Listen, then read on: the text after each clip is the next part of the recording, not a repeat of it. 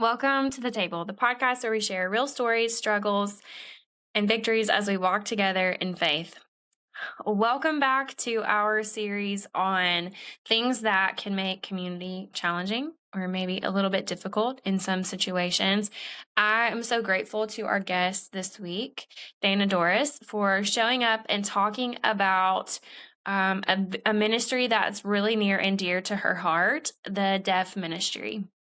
This is something that I was exposed to recently, and in the middle of this series, felt like this would be the perfect conversation to share with our listeners. So I hope that you're encouraged and even maybe just aware of some of the things about community that you didn't consider before. Outside of talking about challenges in community, Dana talks to us a lot about the love of Jesus and some really practical wisdom for everyday walking with the Lord. So lots and lots of good stuff in this episode. Let's get into it now. Grab a seat and listen to this week's conversation. Hi, Dana. Hi. Welcome to the table. I'm really excited that you said yes to this. Honestly, in your defense at the last minute. So thank you for squeezing me in. I'm really excited to get to talk to you today. I don't know exactly when we met. I've known you for a really long time in the union space and have learned so much from you professionally, but also spiritually as well. I think that you live out your faith really transparently every day, and I've learned a lot from you in that space too. Recently, I've been able to learn a new skill. I don't learn is a strong word. Spending time with you, and I'll let you talk a little bit about that in the future. But we're in a series right now looking at different things that might make community difficult. And because of the time we've been spending together, I thought you'd be a really great guest to come on and talk a little bit about the ministry that you're involved in at your church and the impact that that's made on you and those around you. So that's my really quick blurb about who you are. Tell our listeners what you want them to know. Like, give us, who is Dana in a nutshell? Dana in a nutshell, the crazy kooky girl that likes to have fun wherever she goes. So I don't remember either where we initially met, but now we're like connected by family All the time. I know. By the university and all the things. So so it's a small world, but I'm glad that you're in my world. So a little bit about me. I am a nurse. I am also an educator. And I teach at Union University in Hendersonville. And I help deliver babies at Centennial. And I love that. So I've been a nurse for almost 30 years and an educator full-time for the last decade. I just celebrated my 10 years here. Did some teaching part-time before that as well. But I just love, I love sitting back to see what God has planned for me. Sometimes it's scary and sometimes it's exciting. But I think the biggest thing is that I'm just willing to be what he needs me to be and where he needs me to be. I may have wants and desires and all the things and put my hands in so many places, but ultimately my biggest desire is just to be in his will, whatever that looks like, because I know that I will make the wrong decisions if it's up to me. Discernment is not one of my spiritual gifts, but but I really, I know that I'm at the most peace, and I know that he gives me joy whenever I follow his plan. I sometimes have to go in to his plan with blinders on because I don't know where he's leading me, but ultimately wherever that is going to be the best decision for me. So I try to pray that every day and try to live that out every day. And I always ask that he gives me opportunities to show up where he wants me to show up. So that's a little bit about me. Thank you. You said that so well. I think there's even some like takeaways from your intro that we could share. I think I could pull reels out of all of what you just said. Um, Sure. I want to get into what we're here to talk about, but before I do, with all of our guests, we kick off the episode with 3 questions, and it helps us. We do this as an example of how you could show up in your community and like cultivate stronger relationships with the people around you by talking about things that are not like the weather and a ball game, or I'm just making stuff up. Yeah. So the first question is about fueling your spirit. So Dana, in the last couple of weeks, however long, how have you been fueling your spirit? What have you been feasting on?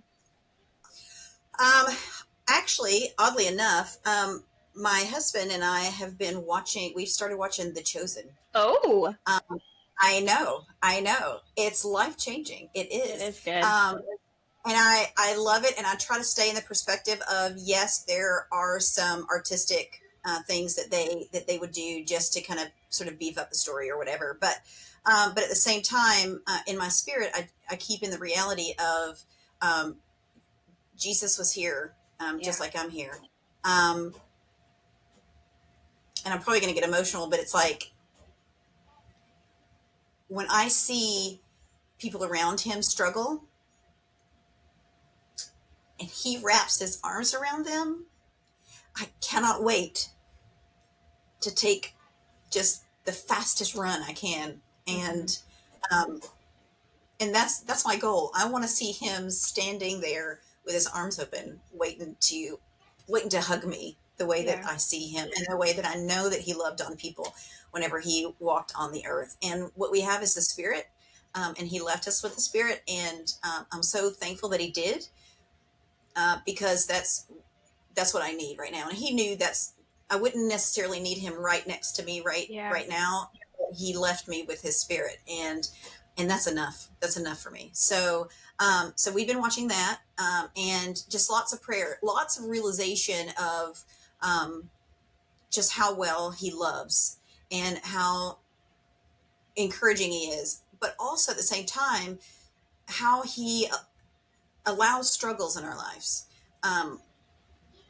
Because we're not promised everything's perfect just because we follow him.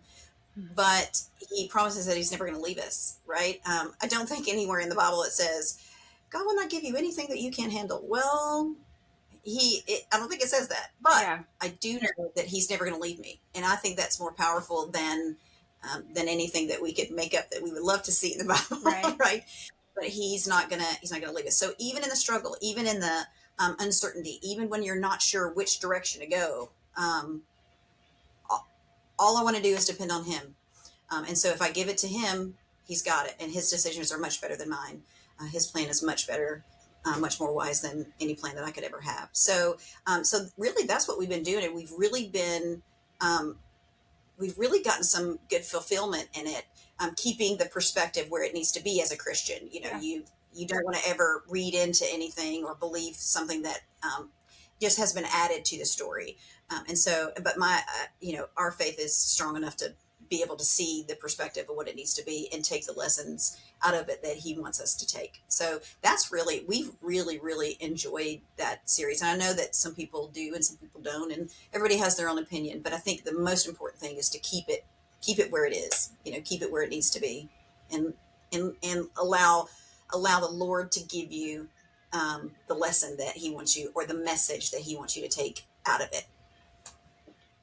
Yeah, I love that. We're huge fans of The Chosen here, and I love the way you described it. I've heard Dallas Jenkins talk a lot about the show on other podcasts. This is a great opportunity for me to get to share one that I like. And he talks about the creative liberties that they took, but in the very same way that you did, right? It's like drawing people in is the goal, and showing people a little bit more of the human side of Jesus. And I agree, man. It's just so good. So, big fans of that work. Thing, I'm reading this book, and it's not a parenting book because it's just not. But it talks about how the love of Jesus, the way that he loves us. And you talked about that, like in picturing Jesus as he wraps his arms around those people on the show and like thinking about him doing that for you in heaven one day.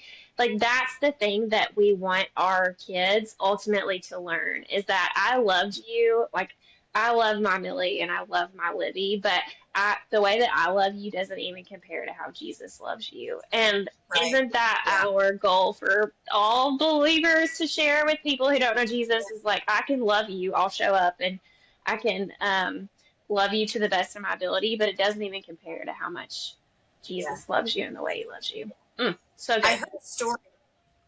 Sorry. I heard a story the other day, and it was a really great example, I think, of that kind of love and exactly what Jesus did for us. And I thought it was brilliant. It was about a king who discovered that someone was stealing from his treasures, and it went on and went on and went on, and he put out a decree that said, when we find this person, we're going to the punishment is going to be 10 lashes, and um, and so they didn't find the person. It went on and went on, and he was so upset because they kept stealing from his treasures. And then he put out a decree that said, when we find the thief, the punishment is 40 lashes. 40 lashes back then would be considered a death sentence. It would pretty much kill you. And so they finally discovered who the thief was, and it was his daughter. And so he was a very just king and a very fair king. And so he had a dilemma because here is his daughter, and he's just basically sentenced his daughter to death. Mm-hmm. And but if he pardoned his daughter, then he would no longer be considered a fair and just king. So he had to go along with the punishment. So they took his daughter and they strapped her to a table and tore open her shirt. And right as the person was about to start giving the lashes, he yelled stop, and he went over. I'm going to get emotional again. He went over and he laid across his daughter, and he ripped his own shirt. Mm-hmm. And he turned around to the guard and he said, "Now hit her." And the guard said, "I can't. You're the king. I cannot do this because you're the king." And he said, "I am taking the punishment for her crime." And he said, "Now hit her." And so the guard had no choice but to start the lashes. And so that father took the punishment for his daughter, and he ended up dying. But he took it, and that's exactly what Jesus did. And I think that we overshadow just with, I don't know, maybe lack of understanding or the ability to have not been able to truly see what happened. But I think that we so flippantly say sometimes, he died on the cross for you. It's a little bit more than that. Yeah. Right. And so I love that story because isn't that exactly what you would do for your children? And even the children that Jesus didn't know, and didn't have that face-to-face interaction with, he still leaned over my body on that cross, and he still took it for me. Mm-hmm. And it's just powerful. And I think that we don't do that justice sometimes. Yeah, I couldn't agree more. That's so good. All right. Where is a place, Dana, where you find fellowship, where you've been finding fellowship lately? My church is a big place. Just, you get out of it what you put in it. And so my church is a big place to find fellowship. And really the people that are immediate in my life, the people that I surround myself with, bring me joy, and we are like-minded. We all are Christians, even at work. At Union is a Christian university, so it's easy to pray together and be together here, and be able to take times in our schedules to be in fellowship with Christ.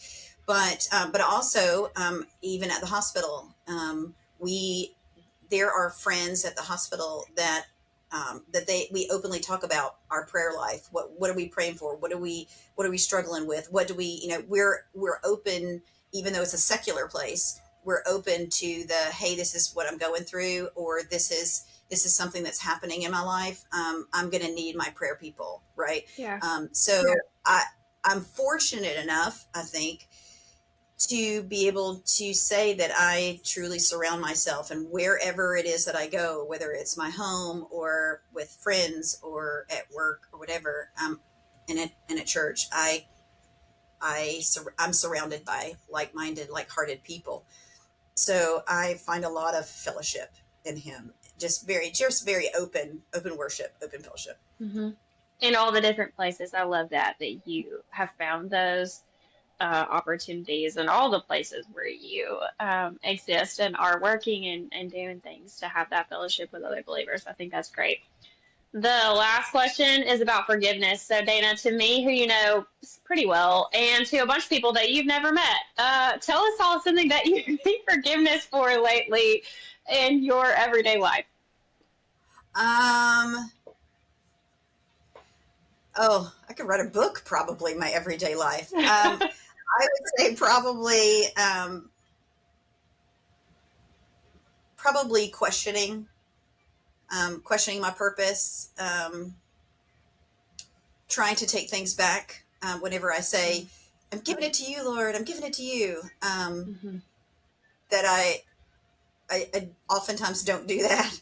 And I sit around, with my stinking thinking, trying to figure out ways that I can fix it, or I can make this better, or I can, change people's mind, or I can, whatever. When it's just not mine to fix. And sometimes I'm just grumpy, and sometimes I feel like I don't love my husband well. I don't pick up on his what his emotional needs are, and I keep myself too busy, I think, sometimes, and so that takes. To me, I feel like that takes pressure off of me to have to focus on anybody else. I can just be like, me. Really big. So, and I think all of that is just selfish nature. Yeah, I need to stop being so self-centered, and think about other people a little bit more, especially the people that are immediate to me. Yeah. Well, I didn't know that you were gonna say all those things. Those are all things that I'm struggling with right now. In fact, I just sent a Marco Polo to a friend yesterday or the day before, and I said, once again, I've taken this thing into my own control, and I'm practicing opening my hands back up, giving it back to Jesus again for the 12th time or something. So I think he just has to go in. I know. Guys, how many times I got to tell you? I know, he's so patient. He's so good. Thank you for sharing that. I do think to encourage you as a nurse and in the teaching space that you're in, I feel like you are constantly pouring out your energy and your love for the people that are around you. So I have heard from other people in similar spaces that it is hard. I mean, even in my own family, it's like I show up at the end of the day and I'm like, I used every ounce of my nice and kindness today when I was away from you, and now you're getting the worst of me because I feel like I don't have anything left to offer. I may sometimes I feel like I'm pouring into people, but I'm doing it while I'm grumbling under my breath. Yeah, same. So, yeah, great. Thanks for bringing that back to my attention too. Okay, now I'm really excited to have this conversation. So, I guess a month or so ago, me and the girls, my sister came as well. She's known on the podcast. People know Ashley. We got connected to a class that you were helping with, teaching ASL.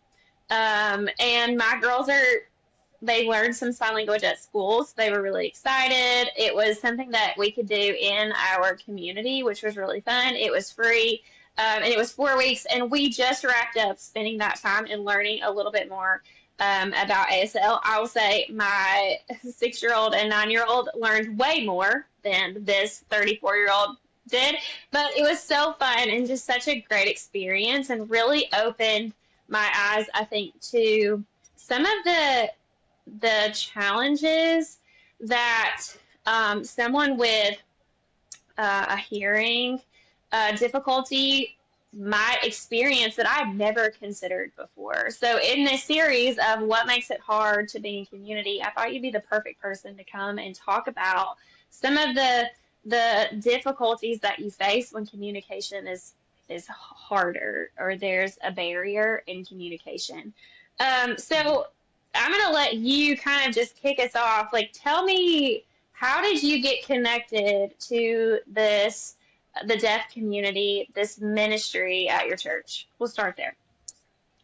Well, I was finishing up my doctorate in nursing, and I was, of course, at church. We have my mentor, Lisa Estes. She is a retired certified interpreter, and she did it for 25, 30 years. So she had met, just by happenstance, she met a deaf couple that came to the class, Nora and Cher, Mm-hmm. and she met them at Kroger, and so, of course, Norman was like, please come talk to the manager with me, or whatever. So she was helping them, didn't know him or anything, and she asked them if they went to church anywhere, and they hadn't been, because there are not a lot of interpreters at many of the churches. So anyway, so she invited them to Temple Baptist in White House, and they started coming, and they've been coming ever since. So, and that's been several years ago now. And so anyway, so I would watch and watch and watch. And years ago, when I was a trauma ICU nurse, some friends and I wanted to learn sign language. So we went to a couple of classes and learned. But then, we all sort of separated after the years. And, if you don't use it, you lose it, pretty Mm-hmm. much, with that, just like with any other foreign language. So, but I'd always had an interest in it. And so I was finishing up. I had about 4 or 5 months left in school. And so I had been praying about it and praying about it and praying about it. And one night during vacation Bible school, I went to Ron, her husband, and I said, okay, I'm going to propose this to Lisa, and I want to know what you think she'll say.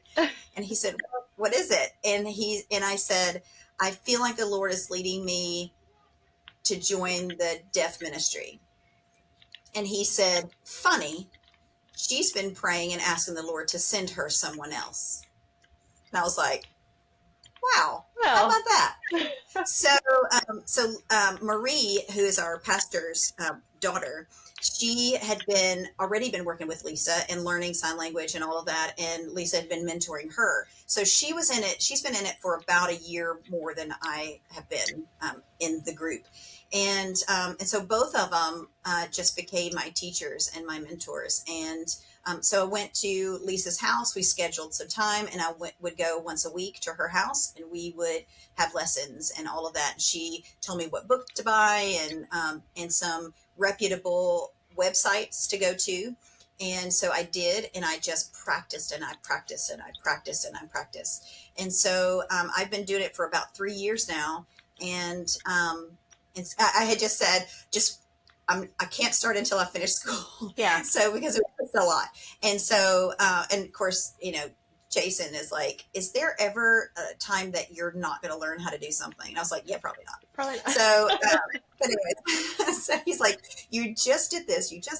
Yes. You're just going to have to let me follow my heart. So, but anyway, so he encouraged me as well. But that's how I got into it. I felt the draw back to it, and I prayed on it, and I went to Lisa and told her, and that's what's happened. Yeah, so I've been there ever since. Will you share, just for the sake of the people listening, what do you do? What does the ministry do at your church? Like, just talk a little bit about that. And we have there's three main interpreters. So Lisa is the retired, the mentor, and then Marie and I. We are the three main ones that do that. But we are there every Sunday. We sign in the 10 o'clock service on Sunday mornings. We have a Deaf Connect group or Sunday school class that is hearing and deaf people that are there, and we provide interpreter services for everything that Temple offers. There are women's Bible studies, there are men's Bible studies, there are retreats that happen that people can go on. There's vacation Bible school. There are times where the women's ministry will get together and have like a baking night or a craft night or a celebration like Friendsgiving or Christmas activities or whatever it is. And we provide, we go with them. And so it's not like we're the interpreter and they're, the deaf person that needs the interpreter. We're there as friends. Right. We're there as people who love each other and care about each other. And so we made a commitment to them, to the Lord, and to the church that this is what we're going to do. Whatever the church is doing, if they want to go, we are there. So there are special church services and all the things like the nail service on the Friday before Easter, all the anything that's going on, we make sure that we are available and that we're going, because we don't want the hearing community, oftentimes they don't think about the needs of the deaf community. They're not hearing impaired, they're deaf. We can say deaf. We might feel like it's a little crass to just be like so blunt, but there is a deaf bluntness that's real, and they're deaf. So there's nothing, they're not impaired. They don't view themselves as being that way. So it's okay to say, my deaf friend or our deaf friends or our deaf community or whatever. So we just made a commitment that that's what we're going to do. And we do. And we have grown from just Cher and Norman to there's, let me count them up real quick.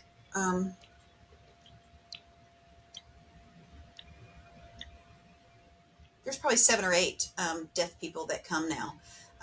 And we're all there. We have lunches together. We celebrate birthdays together. We do things outside of just church activities together as well. So, yeah, thank you for sharing that, because I think that's not even something I really thought about needing a translator for. Like, obviously, or an interpreter. What's the right?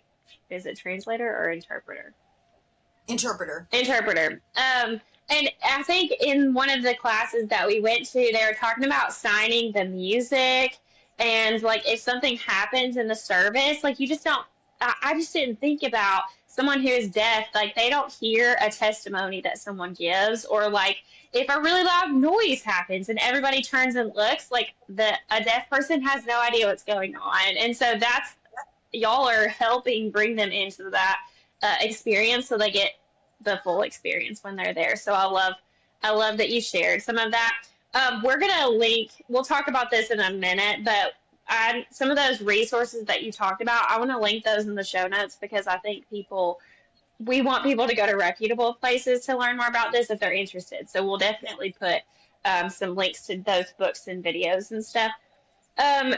For people who have not been exposed to the deaf community, what are some of the unique aspects about that community? Like you already mentioned that the deaf community is pretty blunt. Like that's just how it is. You are just blunt. What are some other unique characteristics about the deaf community? Well, I looked up some statistics actually just in our area up sort of north of Nashville.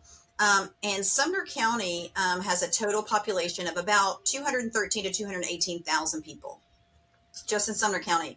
And the National Deaf Center basically estimates that 3.6% of the U.S. population is deaf. And so that would mean that there are roughly 7,000 people in Sumner County alone that are deaf or hard of hearing. In Robertson County, there are an estimated 81,000 people there. So there are about 3,000 people that are just in that, White House is separated by Highway 31. So Yep. half of White House is Sumner County, half of White House is Robertson County. And so there is a really large population of deaf and hard of hearing people that live in our small community. And so I felt that was very impactful because we experience so few. And I think it's important that we know, so the deaf community itself can spread the word about where can you go to hear the word? Where can you go to find community and union with people that are hearing, that are learning sign language, or other deaf people, because we do our service at church for nothing. Nobody charges the church anything for any of these interpretation services. So we do it as a calling. So not as to profit for ourselves. Right, money making. Yeah. Yeah. But the most fabulous thing about the deaf community is that they are normal people. They just speak with their hands, and they hear with hands instead of ears and a mouth. Mm-hmm. That's it. And I think that so many times we're intimidated by that when we can look at someone else who has a different language, and we don't feel the same fear, I think, confronting somebody or trying to communicate or finding ways to communicate with somebody that speaks a different language, instead of using a different method to speak a language. And we have different views about that. And even deep down, like, they will get questions like, can you drive? Well, of course. Yeah. Yes. You can work? You work somewhere? Yeah. Yeah. I do. Yeah. Right. And so they're asked these really insane questions that we would never ask somebody else that spoke a different language. Right. And they view themselves as just like everybody else. They just speak a different language. English is their second language. It's not their first language typically. So they're just like everybody else. They just, their way of communication is just different. Mm-hmm. But they're funny, and they love to joke and tease and have fun wherever they go. And they're just remarkable because they just adapt in a world that looks different to them and communicates different than they do. But the joy that they have when people want to learn ASL and want to communicate with them is overwhelming, because so many times they're sort of left out. People may wave or may not, because they don't know how to involve them in conversation. And it's, sometimes it can, I think, feel a little lonely for them. But yeah. I was thinking about a episode we had a while back. I could not even tell you when it was. We had a guest, Adriana Watt, come on. She's a nurse too, actually, and one of her children, they sign. They have special needs, and because of that, they sign. And she talked about them finally finding a church. They've now relocated to Tennessee, so I'm gonna connect the two of you probably after this. They finally found a church where they were in Florida, where they had a deaf ministry. And so her son could sit and watch the interpreter during the service, but then the rest of her and her family could listen to the preacher. And it was the first time that they had found a place where they could all worship together, and just how important that was to her and how much that blessed her. And I think about the work that you guys are doing and how you're creating those same opportunities for people right here in our neck of the woods, so to speak. Mhm. It's funny that you say that because Lisa has had this deep, deep feeling that the Lord is going to send us children, and she is so, oh my gosh, she's so ready for that. Like, Yeah. she's like, I know it's God's timing, it's God's timing, but I just know God's going to send us kids, and oh my gosh, that would be fantastic. Yeah. Because we even have some of our younger deaf people that are adult age. They love children, and it would just warm their heart to be able to go with them into their connect classes and their activities and all of that, and be able to help them feel as included as everybody else. Yeah. Okay, I'm gonna make that connection for sure. I want to talk about like what should someone do if they want to get involved, but before that, I'm gonna wrap this up with that. What? How do you think about community differently because you've been involved in this ministry? Like, how did this change the own way that you show up in your own community and how you value community for yourself? I think primarily the community at church, like you said, we interpret the songs as well. And I've always been a big worshiper. I've always been on the praise team. I've always done, that was a part of that was a huge part of my spiritual life, is to be on, just the praise and worship time. Hmm. And, and I have found a different appreciation for, um, that part. And a little bit of a frustration, I have to say, Please share. because we we speak and worship in phrases that don't always make sense. We understand them, Hmm. but it's not the same language that a deaf person has ever experienced. Can you give me an example on the fly? Yeah. So when we interpret the music, we have to take this. Oftentimes, we have to take the phrase and we have to change it into its meaning. So we're hearing English. We have to process that English phrase in our head, and what comes out of our hands has to be what it means. Okay. So, um, so there are phrases and words that we use in our worship time that we have to say what it means instead. And so I like, there's one funny story, and there's probably something that I should bring up that's, more serious, but there's one song that one of our deaf men looked at me one day during the worship time, and he was like so confused. And he says to me, he signs to me, um, he because the song is, I throw up my hands and praise you again and again. Hmm. Yep. And he looked at me and he was like this is a sign for, like, you're throwing. He's like, Uh-huh. and I was like, it's not throw up like this. It's not that. It means praise. Yeah. So I was like, I was like, that word, it means to praise. Like throwing up your hands and praising. And so, but he was so taken back because he's reading the words on the big screen, and he's like, throw up? Like, I throw up in my hand. And I was like, no, no, No, no, no. no, no, no, that's wrong. It's not that.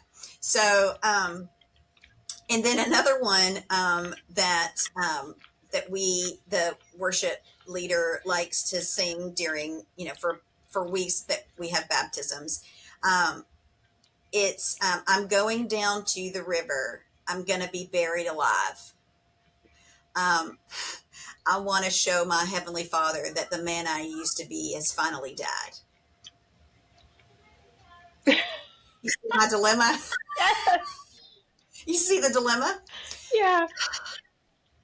So we have to change that, because I'm not, if I were to sign specifically what those words were, Yeah. they're going to be like, what? I'm out of here. Yeah, no, thank you. I'm out. And so we have to, it's just another. So we talk, we sing in slang, or metaphors, and we talk in metaphors or slang. They have their own slang, so they have their own idioms. So don't get me wrong. I mean, Yeah. kill two birds with one stone. Um, they might not know what that is, but they have their own in the deaf community for sure. And so it's very difficult. So we're charged with making sure, and that's my biggest fear. And I pray it every time I have a responsibility in any interpreting that I do. Please just let me show the right way, the right meaning, because it's hard when you're taking it in one language, changing it around, and not only putting it out in another language, that's a very active language, but also having to translate that meaning. Yeah. Like, what does it mean? So so that, and also, things like don't, some tips I would give: don't interrupt people whenever they're communicating with each other. The hearing people have no respect sometimes. And they'll just come up and they'll just start talking to you and interrupt you. I mean, like, literally try to move right in front of you or stand in front of you whenever you're communicating with somebody, because we don't have to be really close, right? We can communicate with each other feet away from each other. And so they just, kind of interrupt, or they'll come and they'll not know what to do, or they'll be like, oh, they'll just like do some weird thing with their hand. You're like, it's just disrespectful, because it's like they feel like that you're making fun of them, and that's not fair. And so I would just say, so it's different things. It's lighting. It's where are we going to be for them? And there's been lots of changes that takes place at the church, that we have to, if there's a special service or special seating, we have to make sure that they're not shoved to the back. Yeah. There are some places that I've heard, even some churches that I've heard, that they have moved their deaf community to the back. They don't need to be in the back, right? And so just being aware of, situational things like that, interrupting or trying to, make fun, or, and I don't think that they're doing it on purpose. I think that people just don't realize what they're doing, or they, especially interrupt. And there's been times where people have come up to me and just started talking, and I'll just have to put up my hand like that to them, to that hearing person. And I will finish my conversation with whoever it is that I'm communicating with. And we're going to finish it. And then I will turn my attention to you, but you're going to have to wait, because I'm in the middle of something. But they don't realize you're in the middle of something. So I don't think it's purposeful at all. I think it's just lack of knowledge in the deaf community. I think those are really good, like, things to consider for hearing people to consider when they're around deaf people. So thank you for giving us some, like, a really high level things that we could start to do as we interact with the deaf community. If let's say a listener is interested in learning ASL, like they want to hear more, they want to learn more, what's the first thing you would say they should do? I wish I would have brought my book, but I can get you the title and a picture of it, and you can tag it onto the program.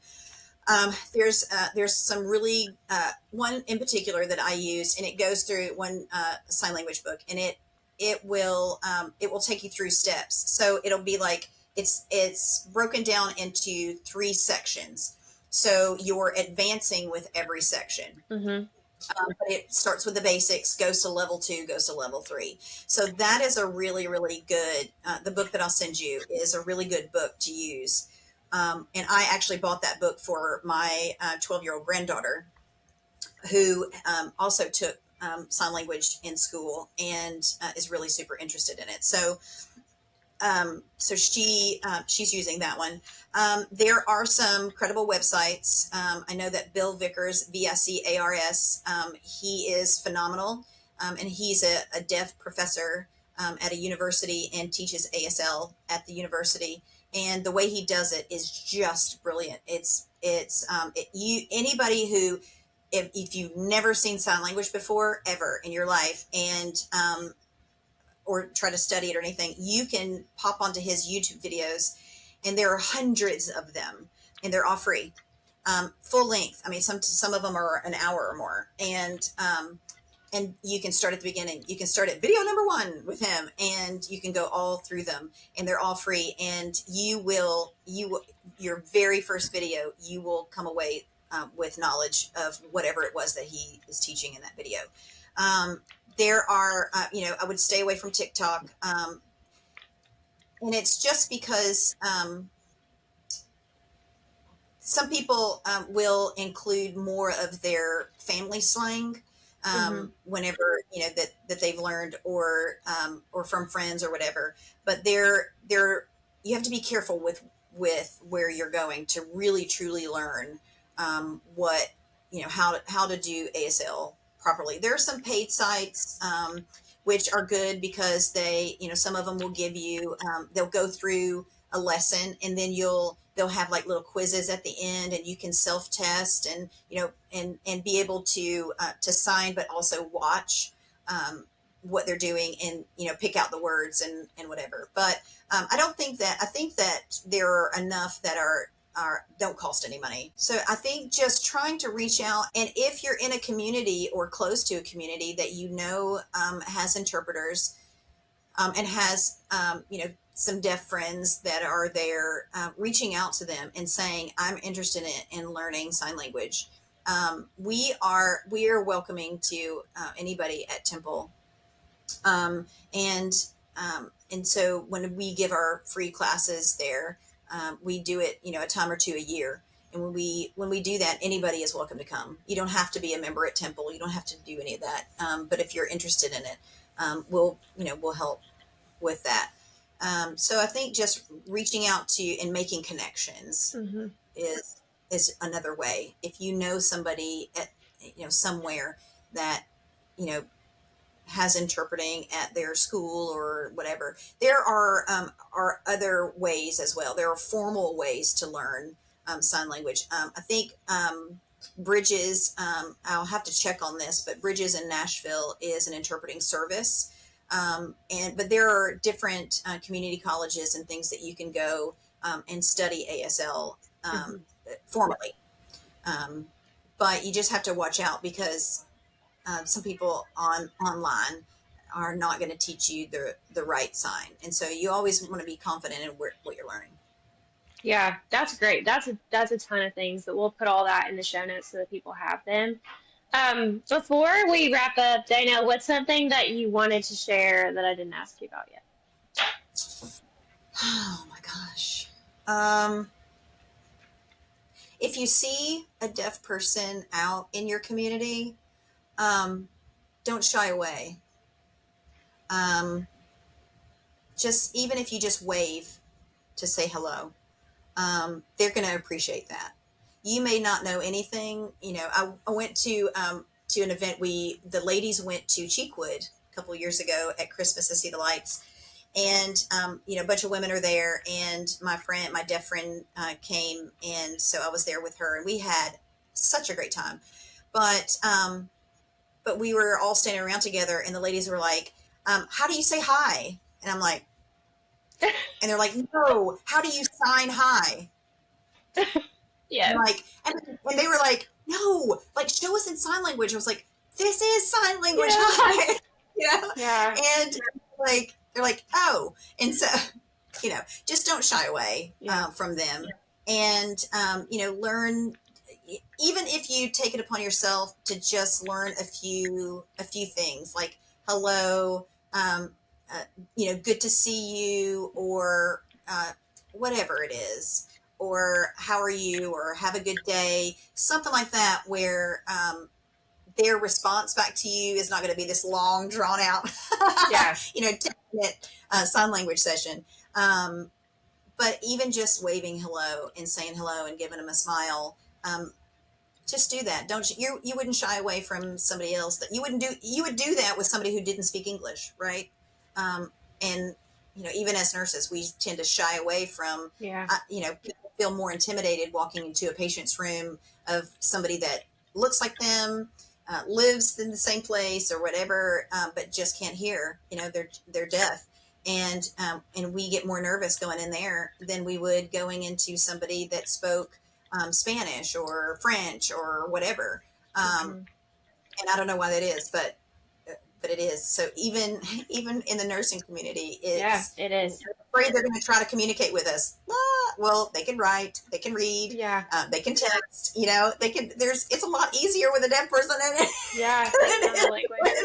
Somebody that speaks another language. But sign language is its own language. It meets all the criteria as a foreign language in schools, and so many schools now are using ASL as the foreign language requirement because it meets every bit of the criteria to legally represent a foreign language or another language. So that is in and of itself is super exciting because I think that many more young people, it seems, are taking those classes instead of a different language, which is great.